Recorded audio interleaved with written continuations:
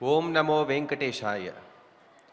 వందే శ్రీరఘునందనం జనగజానేత్రాసితాంబోరుహం ప్రాళేయాంబుమనల్పమంజులగుణం పద్మాసనోద్భాసినం చక్రాబ్జేషు సరాసనాని దదతం హస్తారవిందోత్తమైః శ్రీమన్మారుతిపూజితాంఘ్రియుగలం భద్రాద్రిచింతామణిం.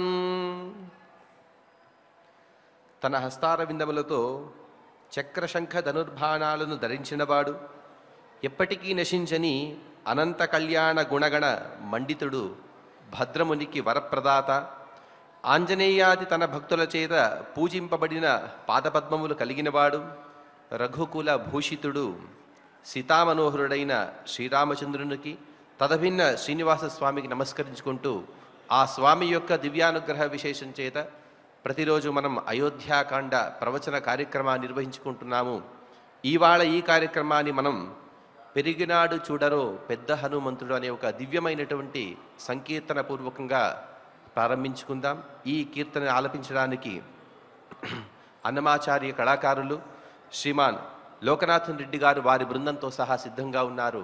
ఈ ఆలాపన కార్యక్రమం తదుపరి మనం ప్రవచన కార్యక్రమాన్ని నిర్వహించుకుందాం. ఓం నమో వెంకటేశాయ. ఓం నమో వెంకటేశాయ. ఓం నమో వెంకటేశాయ. మనోజవం మారుతతుల్యవేగం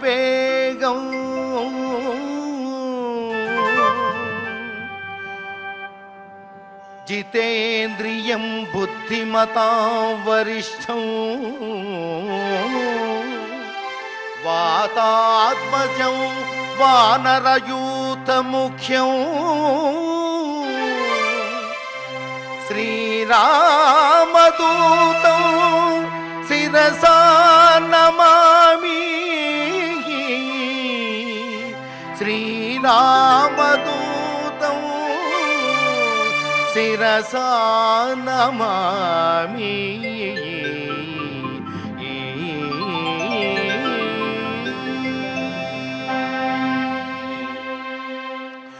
పెరిగినాడు చూడరు పెద్ద హనుమంతుడు,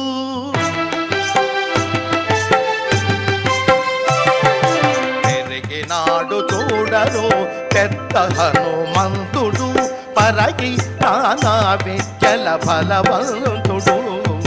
పెరిగినాడు చూడరు పెద్ద హనుమంతుడు, పరగి నానా విద్యల బలవంతుడు.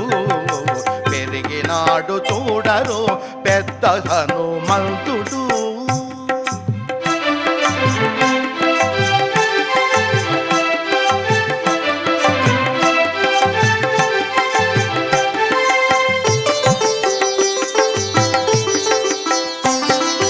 రక్కసుల పాలిటి తన రంగ సూరుడు, వెక్కసపు ఏకాంగ వీరుడు.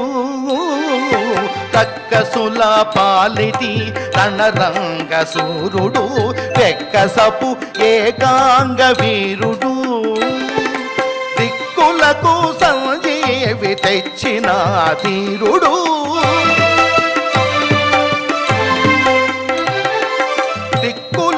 సంజీవి తెచ్చిన ధీరుడు. అక్కజమైనట్టి ఆకారుడు, దిక్కులకు సంజీవి తెచ్చిన ధీరుడు.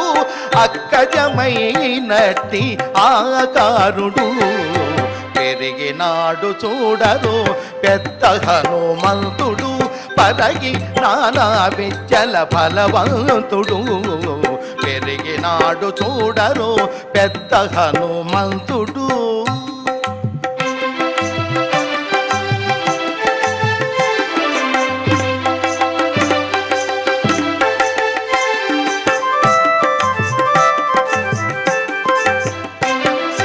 తల్లి మీరిన ఎట్టి రావులా భీముడు, పలుక పికుల సార్వభౌముడు.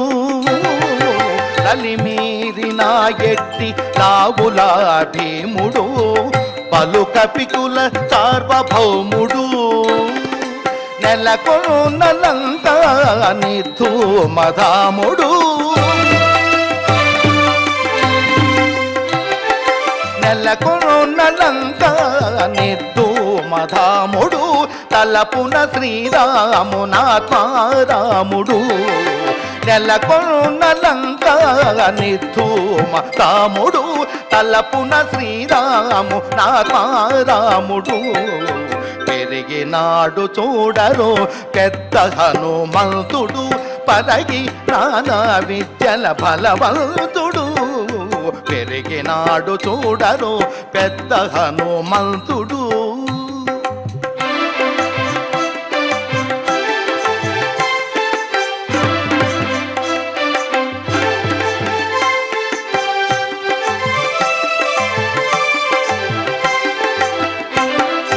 దేవకార్యముల దిక్కు వరేణ్యుడు భావింపగల తప ఫల పుణ్యుడు దేవకార్యముల దిక్కు వరేణ్యుడు భావింపగల తప ఫల పుణ్యుడు శ్రీ వెంకటేశ్వర సేవాగ్రగణ్యుడు శ్రీ వెంకటేశ్వర సేవాగ్రగణ్యుడు సావధానుడు సర్వశరణ్యుడు శ్రీ వెంకటేశ్వర సేవాగ్రగణ్యుడు సావధానుడు సర్వశరణ్యుడు పెరిగినాడు చూడరు పెద్ద హనుమంతుడు పరగి నానా విద్యల బలవంతుడు పెరిగినాడు చూడరు పెద్ద హనుమంతుడు పరగి నానా విద్యల బలవంతుడు పెరిగినాడు చూడరు పెద్ద హనుమంతుడు పెరిగినాడు చూడరు పెద్ద హనుమంతుడు హనుమంత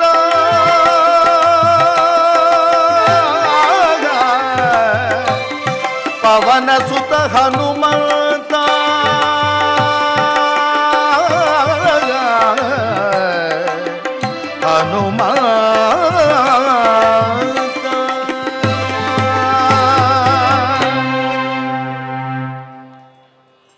ఆంజనేయ స్వామి వారి యొక్క అవతారానికి కారణమేమి అంటే భూభార క్షపణే విష్ణోహో ప్రధానాంగం హి మారుతి అని అంటారు.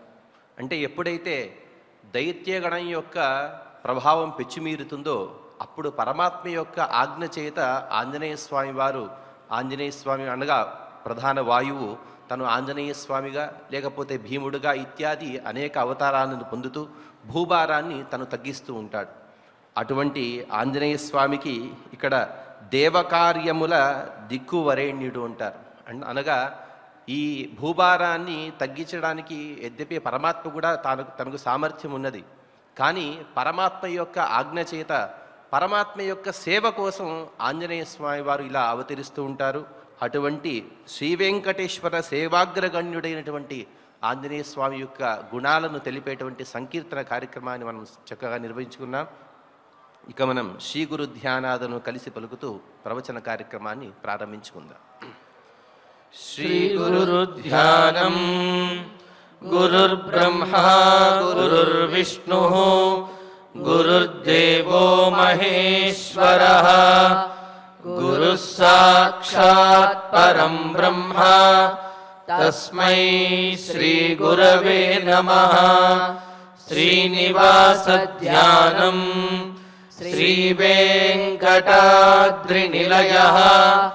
కమలాకాముకః పుమాన్ అభంగుర విభూతిర్నః స్తరంగయతు మంగళం. అథ సంకల్పః శ్రీమదాదివరాహ క్షేత్రే విరాజమానస్య శ్రీ పద్మావతీ జానేః అఖిలాండకోటి బ్రహ్మాండ నాయకస్య శ్రీరామచంద్ర రూపాంతరస్య భగవతః శ్రీ వెంకటేశ్వర స్వామినః సన్నిధౌ హనుమత్ సీతా లక్ష్మణ భరత శత్రుఘ్న పరివార సమేత శ్రీరామచంద్ర పరబ్రహ్మణః పరిపూర్ణానుగ్రహేణ అస్మిన్ భువనే సమస్తాదివ్యాధీనాం నివారణార్థం భారతవర్షే విద్యా విత్త వాణిజ్య కృషి వైద్య వైజ్ఞానిక దేశరక్షణాదిరంగేషు విద్యమానానాం ఆస్తిక మహాజనానాం సర్వేషాం సకుటుంబానాం ఆయురారోగ్యైశ్వర్య సద్బుద్ధి ఇత్యాది సర్వశుభఫల ప్రాప్త్యర్థం ధర్మాచరణ ద్వారా శ్రీరామరాజ్యస్య పునర్వ్యవస్థాపనార్థం ఉద్యోగార్థినాం సముచితోద్యోగ ప్రాప్త్యర్థం దంపతీనాం అనుకూల దాంపత్య సిద్ధ్యర్థం సంతానస్య పితృవాక్య పరిపాలనానుకూల బుద్ధి ప్రచోదనార్థం సకల కార్య సిద్ధ్యర్థం గో సంరక్షణార్థం చ శ్రీమద్వాల్మీకి రామాయణే అయోధ్యాకాండే యథాశక్తి శ్లోక వ్యాఖ్యాన పురస్సరం పంచసప్తతితమ సర్గ శ్లోక పారాయణం తథా శ్రీ ధన్వంతరి మంత్ర పారాయణం చ అన్యోన్య సాహాయ్యేన ఆచార్య ముఖేన కరిష్యామహే. శ్రీ వాల్మీకి ప్రార్థనా. కూజంతం రామ రామేతి మధురం మధురాక్షరం ఆరుహ్య కవితా శాఖాం వందే వాల్మీకి కోకిలం. శ్రీ ఆంజనేయ ప్రార్థనా. మనోజవం మారుతతుల్య వేగం జితేంద్రియం బుద్ధిమతాం వరిష్టం వాతాత్మజం వానరయూథముఖ్యం శ్రీరామదూతం శిరసా నమామి. శ్రీరామాయణ ప్రార్థనా. వాల్మీకి గిరి సంభూత రామసాగరగామిని పునాతి భువనం పుణ్యా రామాయణ మహానది. శ్రీరామ ప్రార్థనా. అయోధ్యాఖ్యేతు గుర్వర్ధే త్యక్త్వా రాజ్యం గిరౌ వసన్ పాదుకే భరతాయాదాత్ సరామ శరణం మమ. శ్రీరామచంద్ర పరబ్రహ్మణే నమః. అథ శ్రీమద్ రామాయణే ఆదికావ్యే అయోధ్యాకాండే పంచసప్తతితమః సర్గః. శ్రీమన్నారాయణ చరణౌ శరణం ప్రపద్యే. శ్రీమతే నారాయణాయ నమః. శ్రీరామాయ నమః. అకర్తాహ్య కృతజ్ఞశ్చ త్యక్తాత్మా నిరపత్రపః లోకే భవతు విద్వేష్యః యస్యార్యోనుమతే గతః. భరత శపథములను మనం చెప్పుకుంటూ ఉన్నాం. భరతుడు కౌసల్యాదేవి వద్ద చెబుతున్నటువంటి మాటలు ఇవి. రాముడు వనవాసానికి వెళ్ళడంలో తన ప్రమేయం అనేది ఏమాత్రము లేదు. ఒకవేళ రాముడు వనవాసానికి వెళ్ళడానికి తాను కూడా కారణము అయినట్లయితే, తన ప్రమేయం ఉన్నట్లయితే తనకు ఎటువంటి పాతకములు మహాపాతకములు కలుగుతాయి అనే విషయాన్ని చెబుతూ శపథం చేసి మరి తన సౌశీల్యాన్ని, తన నిరపరాధిత్వాన్ని నిరూపించుకోవటానికి కౌసల్యాదేవి వద్ద మాట్లాడుతున్నటువంటి మాటలు. అమ్మా, ఈ లోకంలో అనేకమైనటువంటి పాతకములు ఉన్నాయి. తెలిసి తెలియక చేసేటటువంటి పాతకములు. అయితే తెలియక చేసేటటువంటి వాటికి కొన్ని ప్రాయశ్చిత్తములు ఉన్నాయి. తెలిసి చేసినటువంటి వాటికి మాత్రం వాటి యొక్క ఫలాన్ని అనుభవించవలసి ఉంటుంది. ఇక్కడ అంటున్నాడు, రామవనవాసానికి నేను గనక కారణమై ఉన్నట్లయితే, అంటే నా ప్రమేయం గనక ఉన్నట్లయితే అటువంటి పాపములన్నీ కూడా కలుగుతాయి అని చెబుతూ, అంటే ప్రాయశ్చిత్తరహితంగా ఆ పాపముల యొక్క ఫలాన్ని పరిపూర్ణంగా అనుభవించి తీరుతాను. ఒకవేళ గనక నేను రాముణ్ణి వనవాసానికి పంపడానికి నా ప్రమేయం ఉన్నట్లయితే, నేను కనుక కారణమైనట్లయితే అని చెప్పి అంటూ ఇంకా ఏమంటున్నాడు, చేసినటువంటి మేలు మరిచేవాడు. సహజంగా మనం చిన్నప్పుడు చదువుకున్నాం కదా, ఉపకారికి నుపకారము విపరీతము గాదు చేయ వివరింపంగా అపకారికి నుపకారము నెపమెన్నగ చేయువాడు నేర్పరి సుమతి అని చెప్పి, మనకు ఉపకారం చేసినటువంటి వాడికి మనం ఉపకారం చేయటం అనేది అదేదో పెద్ద విశేషమేమీ కాదు, అది మన కర్తవ్యము అనే విషయాన్ని చెప్పారు.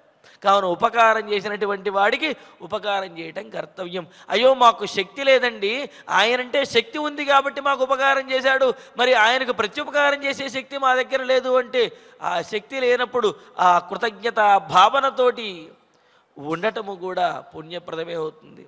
అలా కాకుండా వాడంటే శక్తి ఉండి చేశాడు, నేను శక్తి లేదు కాబట్టి నేను చేయలేను, వాడికి ఉన్నది కాబట్టి చేశాడు నేను లేదు కాబట్టి చెయ్యను, వాడి కుదిరింది కాబట్టి చేశాడు నేను కుదరలేదు కాబట్టి చెయ్యను, అయినా అలా చెయ్యాలని ఉన్నదా అని ఈ విధంగా లెక్క లేకుండా మాట్లాడటం కృతజ్ఞతాభావనతో, అంటే కృతం హంతీతి కృతజ్ఞత, చేసినటువంటి మేలు మరిచిపోయేటటువంటి వాడిని కృతజ్ఞుడు అంటారు, చేసిన మేలుని గుర్తుపెట్టుకునేవాడిని కృతజ్ఞుడు అంటారు. ఒక్క అక్షరమే తేడా, కానీ ఎంతో వ్యతిరేకమైనటువంటి అర్థం ఉంది. కావున మనకు మేలు చేసినటువంటి వారికి మేలు చెయ్యలేకపోయినా కనీసం మేలు చేయాలనే భావన, ఆ గౌరవ భావనతో వారి యందు మెలగటం అనేది కూడా పుణ్యప్రదమైనది. ఆ విధమైన భావన లేకపోతే అది విశ్వాసఘాతకానికి పాల్పడి ఆ తరువాత జన్మల్లో అంటే నరకములను పొంది ఆ తరువాత నక్కగా పుడతాడు అని చెప్పి మనకు స్మృతులు తెలియజేస్తున్నాయి. కావున విశ్వాసఘాతకుడైనటువంటి వాడు, చేసిన మేలు మరచేటటువంటి వాడు అంటే ఏమిటి, చేసిన వాడికి మేలు చెయ్యనటువంటి వాడు, ఒకవేళ చేయకపోయినా కృతజ్ఞతాభావనతో కూడా ఉండనటువంటి వాడు, అలాగే ఈ లోకంలో అందరి చేత కూడా చేదరించబడే వాడు ఎవరైతే ఉన్నాడో అటువంటి వాడు ఎటువంటి పాపాలను పొందుతాడో, ఎటువంటి గతిని పొందుతాడో ఆ పాపములన్నీ కూడా కలుగుతాయి అని అన్నారు. పైగా చెబుతారు, ఇలా చేసిన మేలు మరిచి అందరి చేత చేదరించబడుతూ అందరి చేత ద్వేషింపబడేవాడు తరువాతి జన్మలలో క్షుద్ర జంతువు, అంటే ఒక నీచమైనటువంటి జంతువుగా పుట్టి అనేకమైనటువంటి వ్యాధుల చేత పీడించబడి ఎవరూ కూడా దగ్గరకు రాకుండా చేదరించుకునే స్థితిని పొందుతాడు అంటున్నారు. కావున ఈ మానవ జన్మ ఎత్తిన తర్వాత జ్ఞానపూర్ణమైనటువంటి జన్మ కావున కుదిరితే నలుగురికి మేలు చెయ్యాలి, లేకపోతే మేలు చేయాలనే భావన ఇతరులతో ఏదైనా మేలు చేయించగలిగేటటువంటి ఆలోచన ఉండాలి తప్ప అనవసరంగా ఇతరులకి ద్రోహం చెయ్యాలి అని భావించినా, లేకపోతే అందరి చేత కూడా అసహ్యించుకునే స్థితిలో కనుక ఉన్నట్లయితే ఈ జన్మలోనే కాదు రాబోయే జన్మలలో కూడా అటువంటి నీచమైనటువంటి స్వభావం కలిగిన జంతువులుగా పుట్టి అందరి చేత కూడా చేదరించబడతారు అని చెబుతున్నారు. మరి ఇక్కడ చూడండి, భరతుడు ఎంతటి దారుణమైనటువంటి ప్రతిజ్ఞలు చేస్తున్నాడో. ఒకవేళ రాముడు వనవాసానికి వెళ్ళడానికి నా ప్రమేయం గనక ఉన్నట్లయితే నేను అటువంటి పాపములను పొందుతాను, అటువంటి స్థితులను పొందుతాను అంటూ మరో మాట కూడా అంటున్నాడు. పుత్రదారైశ్చ భృత్యైశ్చ స్వగృహే పరివారితః సయేకో మృష్టమశ్నాతు యస్యార్యోనుమతే గతః. యజమాని యొక్క లక్షణం తాను తిన్నా తినకపోయినా, తాను నిద్రించడానికి అవకాశం ఉన్నా లేకపోయినా తన కుటుంబం తన భార్యా బిడ్డలకు మాత్రము అటువంటి సౌకర్యములన్నీ కలిగించాలి, అటువంటి ఆహారాన్ని అందించాలి అని చెప్పి ప్రయత్నిస్తూ ఉంటాడు. కష్టపడినా, ఉద్యోగం చేసినా, కాయకష్టం చేసినా, ఏది చేసినా సరే కుటుంబం కోసమే కష్టపడుతూ ఉంటారు. తన శ్రమ తన కష్టము కంటే కూడా కుటుంబం యొక్క సుఖం అనేది ముఖ్యము అని చెప్పి భావిస్తూ ఉంటారు. ఇది యజమాని యొక్క లక్షణం. కానీ స్వార్థపూరితమైనటువంటి బాధ్యతారహితం కలిగినటువంటి వారు కొంతమంది ఆ కుటుంబానికే భారమవుతూ ఉంటారు. అసలు ఇటువంటి వాడు ఎలాగా తండ్రి అయ్యాడు, ఇటువంటి వాడు యజమాని ఎలా అయ్యాడు అని చెప్పి తనకంటే చిన్నవారు తన మీద ఆధారపడిన వారి చేత కూడా ఛేదరించుకునేటువంటి నీచమైన స్థితికి, అంటే వ్యసనముల బారినబడి బాధ్యతారాహిత్యంగా ఉండటంతో ఈ విధమైనటువంటి భావనను పొందుతూ ఉంటాడు. అందుకని ఇక్కడ ఏమంటున్నాడు చూడండి, యస్య అనుమతే ఆర్యగత, ఎవరి యొక్క అనుమతితోటి, ఎవరి ప్రమేయంతో రామచంద్రమూర్తి వనవాసానికి వెళ్ళాడో వాడు అటువంటి వాడు స్వగృహే పుత్రదారైశ్చ భృత్యైశ్చ పరివారిత, వాడి ఇంట్లో సంతానంతో భార్యతోటి అలాగే సేవకులతోటి కూడా ఉన్నటువంటి వాడై భృత్యైశ్చ పరివారిత ఏకః మృష్ణం అశ్నాతు, ఆ కుటుంబంలోని వారంటే బిడ్డలు భార్య సేవకులు వాళ్ళందరూ కూడా చెడిపోయినటువంటి తినలేనటువంటి ఆహారాన్ని తింటూ ఉంటే తానొక్కడు మాత్రము మృష్టాన్నాన్ని అంటే విందు భోజనాన్ని మధుర పదార్థాలని వీటిని సిగ్గు లేకుండా ఆరగించేటటువంటి వాడు ఎటువంటి పాపాలను ఎటువంటి గతులను పొందుతాడో అటువంటి గతి కలుగుతుంది అని అంటున్నాడు. చూడండి, అంటే ఇంతకంటే పాపాలు ఇంకా ఉంటాయా అన్నట్లుగా అనిపించేంతటి పాపాలను చెప్పి ఆ పాపాలన్నీ కూడా తనకు కలుగుతాయి అని భరతుడు, అంటే రాముడు వనవాసానికి వెళ్ళడానికి తాను కారణమైతే ఆ పాపాలన్నీ తనకు కలుగుతాయి అని అంటున్నాడు. మరి అలాగా తన మీద ఆధారపడినటువంటి వారికి ఆహారాన్ని అందించవలసినటువంటి వాడు వారందరూ కూడా ఆకలితో అలమటిస్తూ ఉంటే చెడిపోయినటువంటి ఆహారాన్ని తింటూ ఉంటే తాను మాత్రము చక్కటి ఆహారాన్ని స్వీకరిస్తూ వారికి పెట్టకుండా వారి ముందే సిగ్గు లేకుండా తినేటువంటి వాడు ఎటువంటి దారుణమైనటువంటి స్థితిని పొందుతాడో అటువంటి స్థితిని పొందుతారు రాముడు వనవాసానికి వెళ్ళడానికి కారణమైన వారు అని. మరి ఇటువంటి వారు ఎటువంటి స్థితిని పొందుతారంటే మనకు స్మృతుల్లో తెలియజేస్తున్నారు. ఆ తరువాత జన్మలలో ఆహారము నోటికందే స్థితిలో అది చేజారిపోతూ ఉంటుందిట.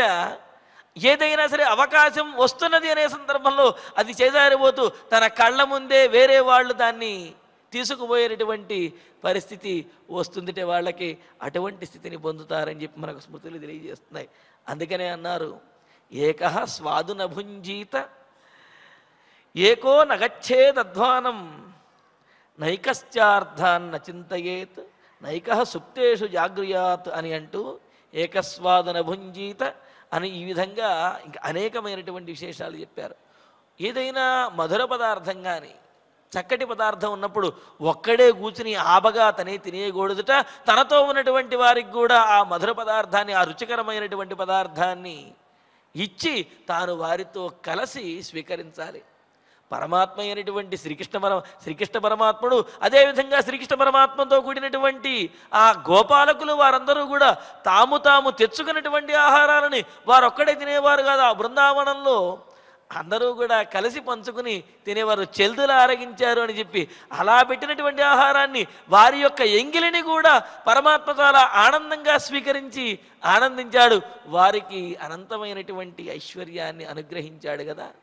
అంటే తమ దగ్గర ఉన్నటువంటి ఆహారాన్ని ఇతరులతో పంచుకోగలిగినటువంటి స్వభావం అనేది ఇహపర సుఖములను, అంటే ఇహలోకంలోనూ అదేవిధంగా పరలోకంలోనూ కూడా ఉత్తమమైనటువంటి స్థితిని కలుగజేస్తుంది అని అన్నారు.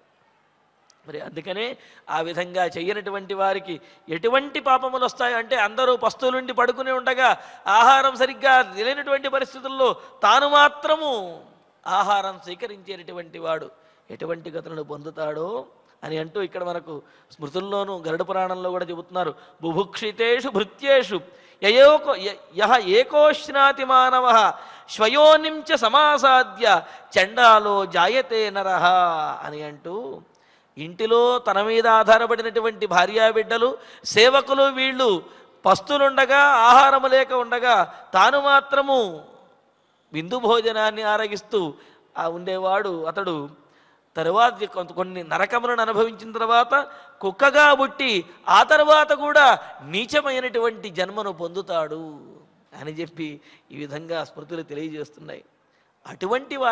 అటువంటి పాపములను తాను కూడా పొందుతాను ఒకవేళ రాముడు వనవాసానికి వెళ్ళడానికి కారణమైతే అని అంటూ అప్రాప్య సదృశాన్ దారాన్ అనపత్య ప్రమీయతాం అనవాప్య క్రియాం ధర్మ్యాం యస్యార్యోనుమతే గతః.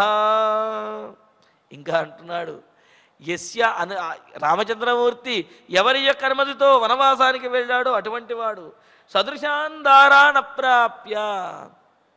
చూడండి, చాలామంది అనుకుంటూ ఉంటాం, ఎంత ప్రయత్నించి ఎన్నో రకాలుగా ప్రయత్నిస్తూ ఉంటారు పెళ్లి సంబంధాలు చూడటానికి. ఎన్ని పెళ్లి సంబంధాలు చూసినప్పటికీ కూడా అవి కుదరకుండా ఉంటూ ఉంటాయి. ఇంకొక విశేషం ఏమిటంటే, ఎన్నో పెళ్లి సంబంధాలు, మంచి మంచి పెళ్లి సంబంధాలు చూస్తూ ఉంటారు, కానీ వాటిల్లో ఏవో ఒక వంకలు పెట్టి అబ్బెబ్బే అమ్మాయి కాస్త నల్లగా ఉంది, కాస్త తెల్లగా ఉంది, చేతులు లావుగా ఉన్నాయి, కాళ్ళు పొడవుగా ఉన్నాయి అని ఇలాగా అనేకమైనటువంటి కారణాలు చెబుతూ మంచి మంచి సంబంధాలన్నింటినీ కూడా పక్కన పెట్టి, మన వాళ్ళు సామెత చెబుతుంటారు కదా, ఎత్తెత్తి ఎంగిలాకులో కాలు వేశాడు అని చెప్పి, అంటే అంటు తగలకూడదు అని చెప్పి కాలు కాస్త ఎత్తెత్తి వేస్తూ చివరికి ఎంగిలాకులో కాలు వేసినట్లుగా ఎక్కడో ఒక చోట చతికిల పడ్డట్టుగా కూడనటువంటి, అంటే తమ కుటుంబానికి తమ ఆ ఈడు తోడు కానీ ఇవేవి కుదరనటువంటి సంబంధం చేయవలసినటువంటి పరిస్థితి కలుగుతూ ఉంటుంది. అంటే వచ్చినటువంటి చక్కటి వాటినన్నిటినీ కూడా విడిచిపెట్టి ప్రయత్నపూర్వకంగా కూడనటువంటి దాన్ని చేసుకునేటువంటి పరిస్థితి చాలా చోట్ల కలుగుతూ ఉంటుంది. మనం కూడా చూస్తూ ఉంటాం. దానికి అవన్నీ కూడా పూర్వజన్మలో చేసినటువంటి పాపముల యొక్క ఫలములు అని దీని ద్వారా తెలుస్తున్నది. అప్రాప్య సదృశాందారాన్ అనపత్య ప్రమీయతాం అనవాప్య క్రియాం ధర్మ్యాం యస్యార్యోనుమతే గతః అని రాముడు వనవాసానికి వెళ్ళడానికి ఎవరైతే కారణమవుతాడో వాడు సదృశాందారాన్ అప్రాప్య, తనకు తగినటువంటి భార్యను పొందకుండా ధర్మ్యాం క్రియాం అనవాప్య, భార్యను పొందటం ఎందుకు అని అంటే సహజంగా ఏదో హనీమూన్కి వెళ్ళటానికో లేకపోతే ఎంజాయ్ చేయటానికో అని కాదు. పెళ్లిలోనే మనకు చక్కగా సంకల్పం చెప్పిస్తారు, ధర్మ ప్రజా సంపత్త్యర్థం స్త్రియముద్వహే అని చెప్పి చెబుతారు. అంటే ధర్మపరంగా చక్కటి సంతానాన్ని కలిగి ఈ వంశాన్ని ఉద్ధరించేటటువంటి సంతానాన్ని పొందటం కోసం వివాహం చేసుకుంటున్నాను అని చెప్పి వరుడు సంకల్పం చెప్పి మరి వివాహం చేసుకుంటాడు. అదేవిధంగా ఆ భార్య రావడం ద్వారా ధర్మపత్ని అని అన్నారు. భర్త అనేకమైనటువంటి ధార్మికమైనటువంటి దైవికమైనటువంటి కార్యక్రమాలు చేసేటటువంటి అర్హత భార్య ద్వారానే కలుగుతుంది. భార్యతో కలిసే అనేకమైనటువంటి కార్యక్రమాలు, అంటే ధర్మేచ అర్థేచ కామేచ అని చెప్పినట్లుగా ధర్మార్థ కామములకు సంబంధించినటువంటి కార్యములన్నీ కూడా భార్యాభర్తలు ఇరువురు కలిసి చెయ్యాలి, ఒకరినొకరు అతిక్రమించకూడదు. అందుకనే నాతి చరితవ్యానంగానే నాతి చరామి అని చెప్పి అక్కడ భాషలు కూడా చేయిస్తారు కదా. అంటే భార్యను అలాగా వివాహం ఆడిన తర్వాత ఆ భార్యతోటి ధర్మములన్నీ ఆచరించడం అనేది కూడా ఒక కర్తవ్యం. మరి సరి అయినటువంటి భార్యను పొందకపోవటం ఒకటి, ఆమె అనుకూలవతిగా ఉండకపోవటం ద్వారా ఇతడు ఆచరించవలసినటువంటి ధర్మములను వేటిని కూడా ఆచరించలేడు. ఎడ్డెవంటే తెడ్డెవంటే ఇంకేం చేయగలుగుతాడు? కావున అటువంటి ధర్మములేవి ఆచరించలేక అనవాప్య అనపత్య, అదేవిధంగా సంతానం శూన్యుడై సంతానం కలగకుండా ప్రమీయతాం, ఆ దిగులుతోటే గతించేటటువంటి స్థితిని పొందుతాడు. అంటే ఆ విధమైనటువంటి స్థితిని పొందేవాడు ఏ పాపములను చేసి ఉంటాడో, అంటే ఏ పాపములు చేస్తే ఇటువంటి స్థితి అనేది వస్తుందో, అంటే సరైనటువంటి భార్య రాకపోవటము, ఆ వచ్చినటువంటి భార్య అనుకూలంగా ఉండకుండా ధర్మాన్ని ఆచరించనటువంటి పరిస్థితి రావటము, అలాగే సంతానము కలగకుండా ఆ దిగులుతోటే మరణించేటటువంటి పరిస్థితి రావటము, వీటికి ఏ పాపములైతే కారణమో, అలాగే ఇలా గతించడం ద్వారా ఏ పాపములైతే కలుగుతాయో, ధర్మాన్ని ఆచరించకపోవటము, సంతానం కలగకపోవటము, వీటి వలన కూడా ఏ పాపములైతే కలుగుతాయో ఆ పాపములన్నీ కూడా రాముడు వనవాసానికి వెళ్ళడానికి కారణమైనటువంటి వారికి చుట్టుకుంటాయి అని చెప్పి అన్నారు. నిన్న మనం అనుకున్నాం, త్రిభి రుణవాన్ జాయతే అని చెప్పి. మనిషి పుడుతూనే జన్మతః, అంటే ప్రత్యేకంగా రుణములేమి చెయ్యక్కర్లేదు, జన్మతః పుడుతూనే ఋషి రుణము, దేవరుణము, పితృరుణము అని చెప్పి 3 రుణములతో పుడతాడు. ఆ 3 రుణములను కూడా బ్రహ్మచర్య దీక్షను పాటించడం ద్వారా ఋషిరుణాన్ని తీర్చుకుంటాము, యజ్ఞయాగాదులు చేయడం ద్వారా దేవరుణాన్ని, సంతానాన్ని కనడం ద్వారా అంటే సంతాన ఉత్పత్తి ద్వారా పితృరుణాన్ని తీర్చుకుంటాము అని చెప్పి అనుకున్నాం కదా. మరి ఇక్కడ బ్రహ్మచర్యాన్ని పాటించడం అనేది తన అధీనంలో ఉన్నప్పటికీ కూడా ఆ తరువాత దేవరుణము అంటే యజ్ఞయాగాది పూజాది కార్యక్రమాలు చేయాలి అంటే భార్య తప్పనిసరిగా అవసరం. భార్య లేనిదే యజ్ఞయాగాదులు చేసేటటువంటి అర్హత అనేది, యోగ్యత అనేది ఉండదు కదా. కాబట్టి ఆ దేవరుణాన్ని తీర్చుకునే అవకాశం అనేది ఉండదు భార్య కనుక సహకరించకపోతే. మరి పితృరుణం అదేవిధంగా భార్య ద్వారానే ధర్మ ప్రజా సంపత్తి కలగాలి కదా, ధర్మపరమైనటువంటి సంతానం కలగాలి కదా. మరి భార్య కనుక సహకరించకపోతే, భార్య కనుక లేకపోతే ఆ ధర్మ ప్రజా సంపత్తి కలగదు. కలగకపోతే పితృరుణం తీర్చుకునేటువంటి అవకాశం కూడా ఉండదు. ఈ విధంగా అంటే రుణగ్రస్తుడైపోయి మరణించేసి ఆ రుణమును తీర్చుకోవటం కోసం అనేకమైనటువంటి జన్మలను పొందవలసి వస్తుంది. అవి కూడా ఆ జన్మలలో కూడా అనేకమైనటువంటి కష్టములు పొందవలసి వస్తుంది, నరకములను పొందవలసి వస్తుంది. కావున ఎవరైతే రాముడు వనవాసానికి వెళ్ళడానికి కారణమయ్యారో అటువంటి వారికి ఇటువంటి పాపములన్నీ కూడా కలుగుతాయి అని చెప్పి అంటూ ఇంకా చెబుతున్నాడు. మాత్మనః సంతతిం ద్రాక్షీత్ స్వేషు దారేషు దుఃఖితః ఆయుః సమగ్రమప్రాప్య యస్యార్యోనుమతే గతః. ఇంకా అంటున్నాడు, యస్య అనుమతే ఆర్యః గతః. ఎవరి యొక్క సమ్మతితోటి రాముడు వనవాసానికి వెళ్ళాడో వాడు సమగ్ర ఆయు అప్రాప్య సంపూర్ణమైనటువంటి ఆయుష్ని పొందడు. అంటే అతడికి ఎంతటి ఆయుష్ నిర్దేశించబడిందో అంతటి ఆయుష్ని అతడు పొందడు అని అన్నారు. సహజంగా మనిషి పుట్టినప్పుడే ఇతడికి ఇంత ఆయుష్ అనే నిర్ణయం అనేది చెయ్యబడి ఉంటుంది. అలా ఉండగా ఇతడు చేసేటటువంటి పాపకర్మల ద్వారాను, పెద్దలను ధిక్కరించడం ద్వారాను, దైవికమైనటువంటి అది ఆధ్యాత్మికమైనటువంటి ఆదిభౌతికమైనటువంటి ఇటువంటి మొదలైన తాపత్రయములతోటి కొన్ని అపచారముల వల్ల కూడా తనకు ఉన్నటువంటి ఆయుష్ని తానే తగ్గించుకుంటూ ఉంటాడు. అలాగే నిర్దేశించినటువంటి ఆయుష్ కంటే కూడా తాను చేసేటటువంటి కర్మల ద్వారా కొంత ఆయుష్ని పెంచుకునేటటువంటి అవకాశం కూడా ఉన్నది. ఇప్పుడు మార్కండేయుడు మొదలైనటువంటి వారు తపశ్శక్తితోటి భగవంతుని యొక్క ఆరాధనతోటి వారి ఆయుష్ను పెంచుకున్నారు కదా. అలాగే కొంతమంది ఆయుష్ను తగ్గించుకున్నటువంటి వారు కూడా మనకు పురాణాల్లో ఉన్నారు.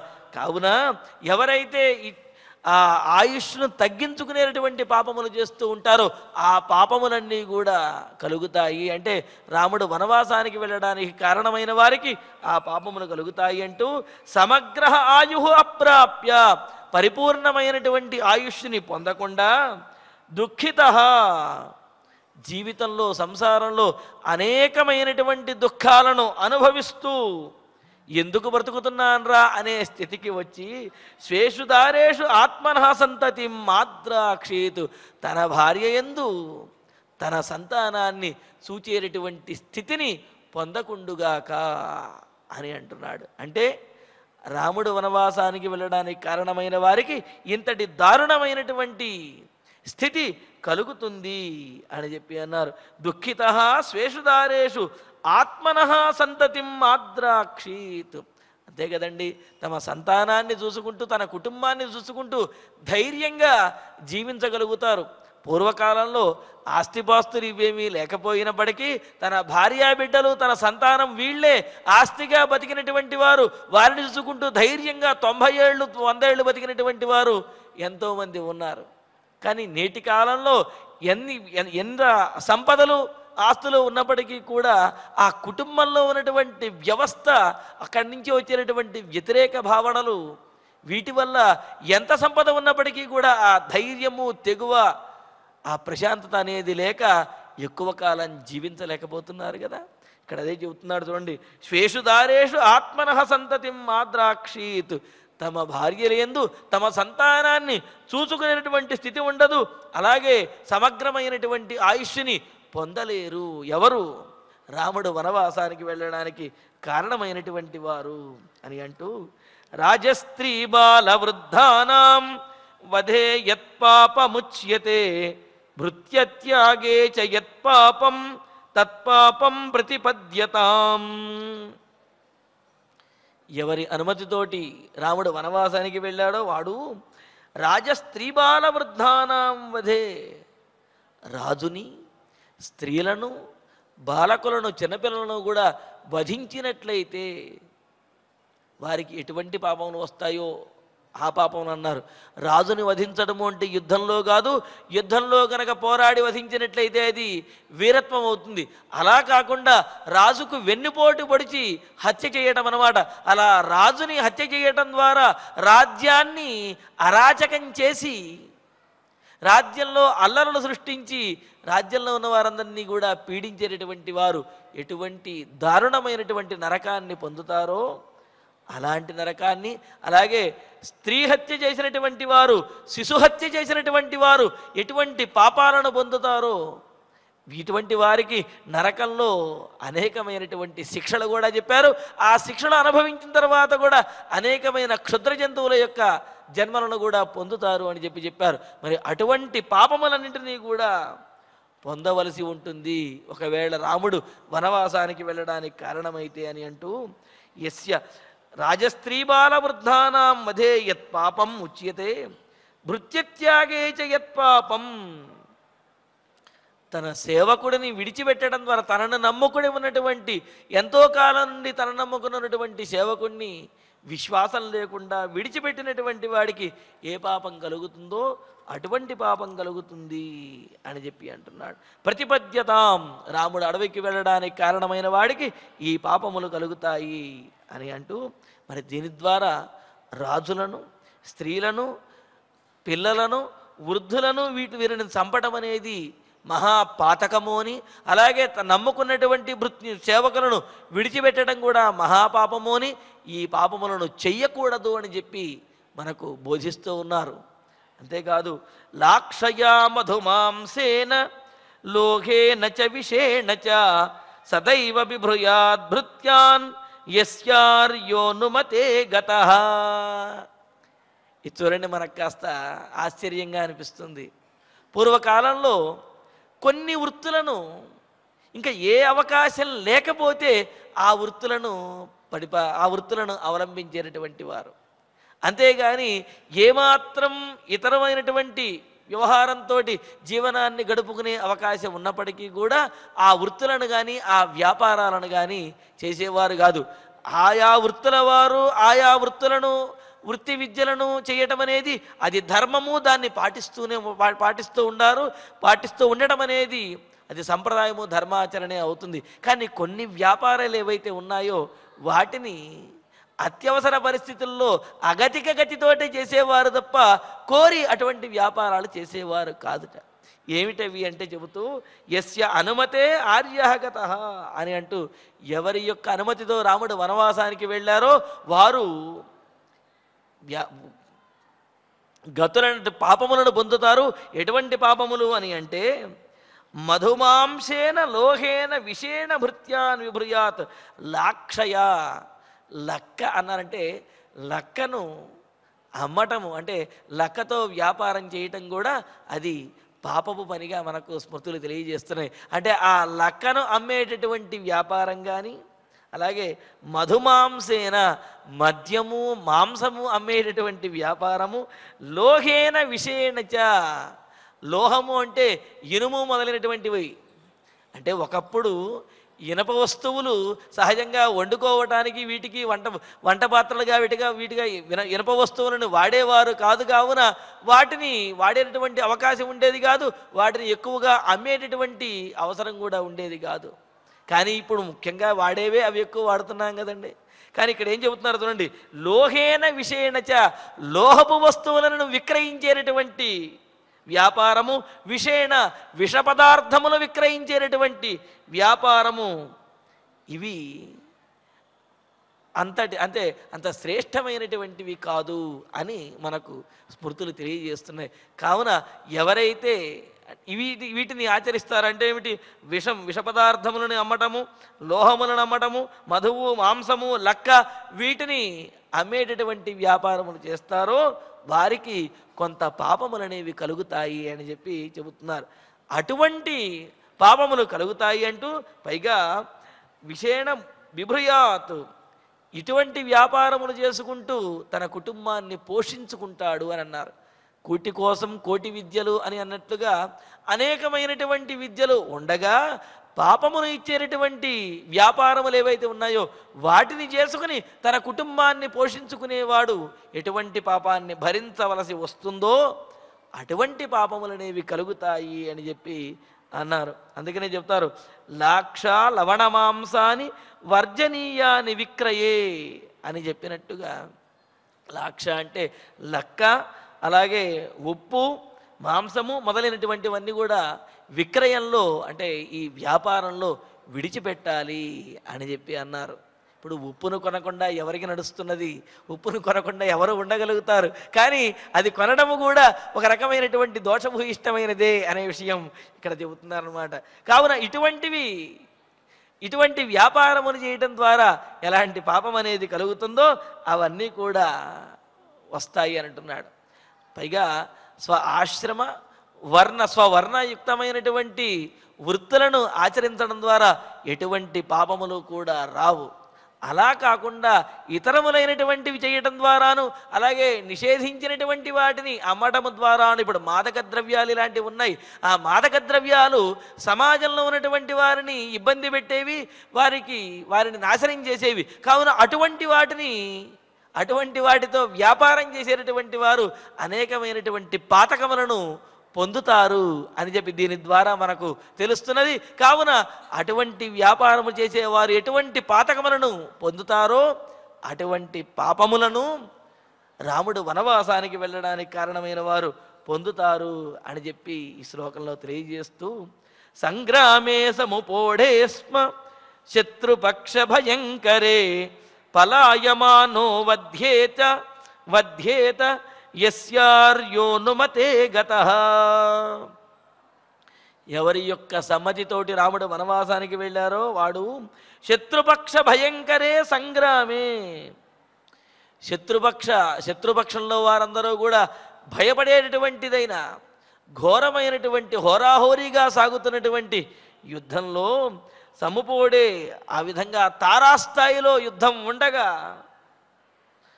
పలాయమాన వధ్యేత, ప్రాణభీతితో పారిపోతూ శత్రువు చేత చంపబడగాక అని అన్నారు. అంటే అటువంటి యుద్ధంలో ఎవడూ కూడా పారిపోడు. ఎదురుబడి తారాస్థాయికి యుద్ధం వచ్చేటప్పటికీ ఇంకా చావో రేవో అన్నట్లుగా పోరాడతాడు. పోరాడి గెలవటానికో లేకపోతే మరణించడానికో నిర్ణయించుకుంటాడు. గెలిచి రాజ్యాన్ని పొందడమా లేకపోతే మరణించి వీరస్వర్గాన్ని పొందడమా అనే స్థితిలో ఉంటాడు సరి అయినటువంటి రాజు కనుక అయినట్లయితే. అలా కాకుండా తన ప్రాణములు కాపాడుకోవాలి అనే ఎవడైతే అంటే అటువంటి పిరికివాడైనటువంటి రాజు ఎవడైతే ఉంటాడో వాడు పారిపోతాడు. మరి అలా పారిపోయేవాడిని కూడా వధించేవాడు ఉంటాడు. అలాగా సంగ్రామం హోరాహోరీగా తారాస్థాయిలో జరుగుతున్నటువంటి సందర్భంలో పారిపోతూ శత్రువు చేత వధింపబడుగాక అని చెప్పి అంటున్నాడు భరతుడు. అంతేకాదు యుద్ధంలో పారిపోయేటటువంటి వాడిని వధించడం కూడా పాపంగా తెలియజేశారు.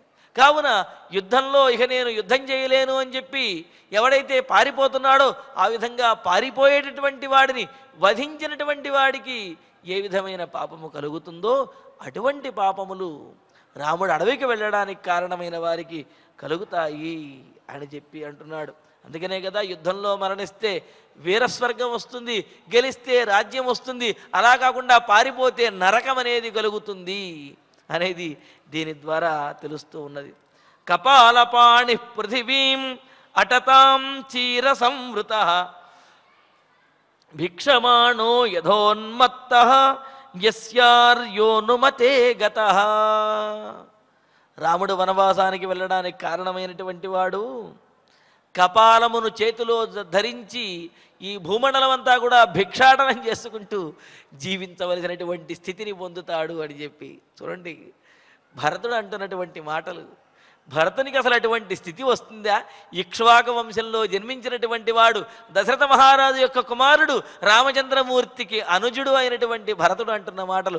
రాముడు వనవాసానికి వెళ్ళడానికి తానే కనుక కారణమైనట్లయితే తనకు ఇటువంటి దారుణమైనటువంటి పరిస్థితులు సంప్రాప్తిస్తాయి, పాపములు కలుగుతాయి అంటున్నాడు.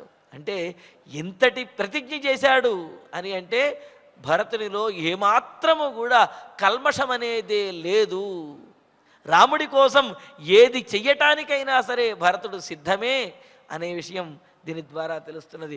కపాలపాణి, పుర్రెను చేతిలో ధరించిన వాడే, అంటే ఆ పాపమును చేసినటువంటి వాడు ఈ విధమైన స్థితిని పొందుతాడు కదా, ఆ స్థితినే తాను కూడా పొందుతాను ఒకవేళ రామ వనవాసానికి కారణమైనట్లయితే అంటూ, కపాలపాణి చీరసమృత, మలినమైనటువంటి చిరిగిపోయినటువంటి మలినమైనటువంటి వస్త్రములను ధరించి కపాలాన్ని చేతిలో పట్టుకుని భిక్షమాణ, బిచ్చమెత్తుకుంటూ, ఉన్మత్త యథా, పిచ్చివాడిలాగా తిరుగుతూ, పృథివీం అటతాం, ఈ భూమి మీద తిరుగుతూ ఉండుగాక అంటున్నాడు. అసలు ఇటువంటి పరిస్థితిని ఎవడైనా ఊహించగలడా? ఇటువంటి పరిస్థితి అసలు ఇతరులకు వస్తేనే భరించలేనటువంటిది. అలాంటిది ఏమంటున్నాడు? రామవనవాసానికి కారణమైతే అటువంటి స్థితి తనకు కలుగుగాక అని చెప్పి భరతుడు తనకే తాను శపథం చేసుకుంటూ తనను తాను శపించుకున్నట్లుగా అంటున్నాడు. ఇక్కడ చూడండి, ఉన్మత్త యథా పృథివీం అటతాం అని అంటున్నాడు. ఈ విధంగా భరతుడు మరి రామవనవాసానికి తన ప్రమేయమేమీ లేదు అని, ఒకవేళ ఆ ప్రమేయం గనక ఉన్నట్లయితే తనకు ఈ విధమైనటువంటి స్థితి, ఈ విధమైనటువంటి పాపములు, పాతకములు, గతులు కలుగుతాయి అని చెప్పి భీషణంగా ప్రతిజ్ఞ చేసి మరి కౌసల్యాదేవి దగ్గర చెబుతూ ఉన్నాడు. మరి ఇందులో ఉన్నటువంటి మరికొన్ని విశేషములను తరువాతి ప్రవచనంలో చెప్పుకుందాము. ఇక ఇప్పుడు ఆచార్యుల వారి ద్వారా శ్లోకాలను పారాయణ చేసుకుందాము. అకర్తా హ్యకృతజ్ఞశ్చ త్యక్తాత్మా నిరపత్రపః లోకే భవతు విద్వేష్యః యస్యార్యోనుమతే గతః పుత్రైర్దారైశ్చ భృత్యైశ్చ స్వగృహే పరివారితః స ఏకో మృష్టమశ్నాతు యస్యార్యోనుమతే గతః అప్రాప్య సదృశాన్ దారాన్ అనపత్యః ప్రమీయతాం అనవాప్య క్రియాం ధర్మ్యాం యస్యార్యోనుమతే గతః మాత్మనః సంతతిం ద్రాక్షీత్ స్వేషు దారేషు దుఃఖితః ఆయుః సమగ్రమప్రాప్య యస్యార్యోనుమతే గతః రాజస్త్రీ బాలవృద్ధానాం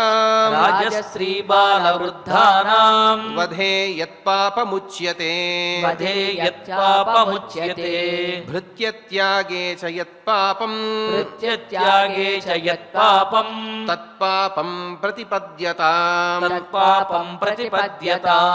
లాక్షయా మధుమాంసేన లోహేన చ విషేణ చ సదైవ బిభ్రూయాద్ భృత్యాన్ యస్యార్యోనుమతే గతః సంగ్రామే సముపోఢే స్మ శత్రుపక్ష భయంకరే పలాయమానో వధ్యేత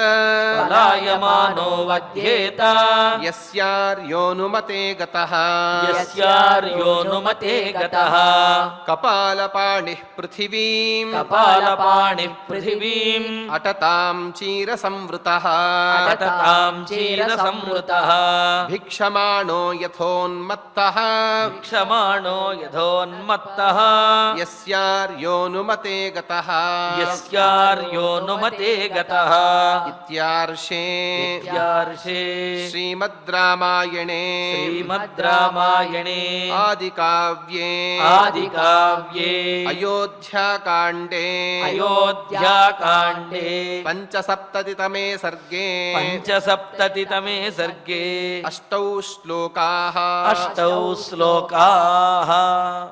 ఇక మనం ఫలశ్రుతిని అలాగే ధన్వంతరి ధ్యానాదును కలిసి పలుకుదాం. ఈ కార్యక్రమాన్ని పరిపూర్ణం చేసుకుందాం. ఫలశ్రుతి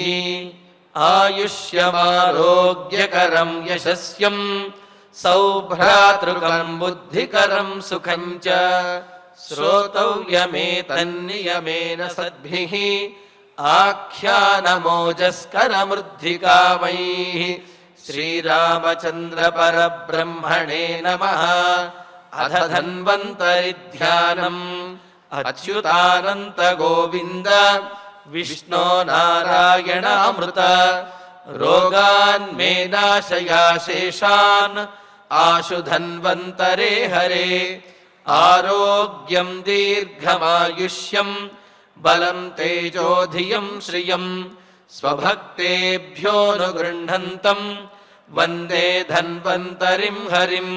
ధన్వంతరేరిమం శ్లోకం భక్త్యా నిత్యం పఠంతి యే అనారోగ్యం న తేషాం స్యాత్ సుఖం జీవంతి తే చిరం. ఓం నమో భగవతే వాసుదేవాయ ధన్వంతరయే అమృతకలశహస్తాయ వజ్రజలౌకహస్తాయ సర్వామయ వినాశనాయ త్రైలోక్యనాథాయ మహావిష్ణవే స్వాహా. ఓం వాసుదేవాయ విద్మహే సుధాహస్తాయ ధీమహి తన్నో ధన్వంతరి ప్రచోదయాత్. అథ నవగ్రహ ప్రార్థనా ఆరోగ్యం పద్మబంధుర్వితరతు నితరాం సంపదం శీతరశ్మిః భూలాభం భూమిపుత్రః సకలగుణయుతాం వాగ్విభూతిం చ సౌమ్యః సౌభాగ్యం దేవమంత్రీ రిపుభయశమనం భార్గవః శౌర్యమార్కిః దీర్ఘాయుః సైంహికేయః విపులతరయశః కేతుః ఆచంద్రతారం. అరిష్టాని ప్రణశ్యంతు దురితాని భయాని చ శాంతిరస్తు శుభం మేస్తు గ్రహాః కుర్వంతు మంగళం. అథ క్షమా ప్రార్థనా యదక్షరపదభ్రష్టం మాత్రాహీనం చ యద్భవేత్ తత్సర్వం క్షమ్యతాం దేవ నారాయణ నమోऽस्तु తే.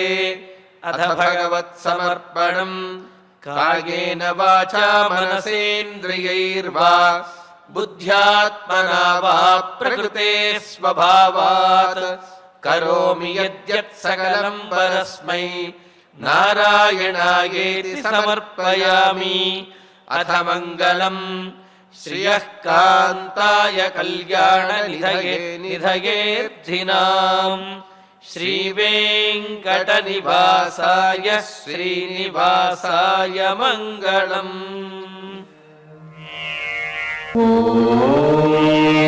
నమో వెంకటేశాయ.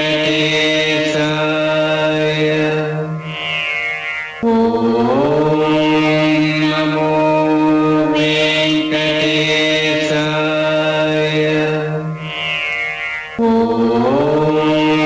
నమో వెంకటేశాయ.